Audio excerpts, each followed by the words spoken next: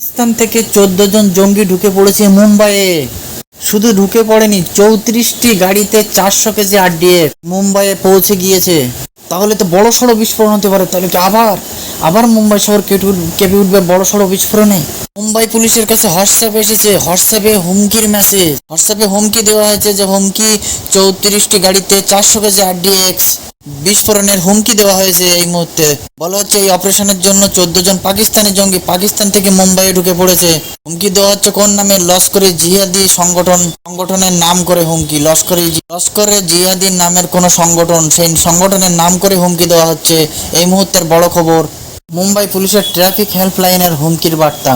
400 KG RDX নিয়ে 34 জন মানব বোমা ঘুরছে শহরে, এমনটাই হুমকি। গোটা শহর উড়িয়ে দেওয়ার হুমকি দেওয়া হয়েছে। ইতিমধ্যে মুম্বাই পুলিশ নিরাপত্তা বাড়িয়েছে, এমনটাই খবর। এবং ভিড় জায়গাগুলো হাই অ্যালার্ট জারি করা হয়েছে এবং জায়গায় জায়গায় বোম স্কোয়াড দেওয়া হয়েছে এবং মুম্বাই পুলিশ এটা খুব খতিয়ে দেখছেন।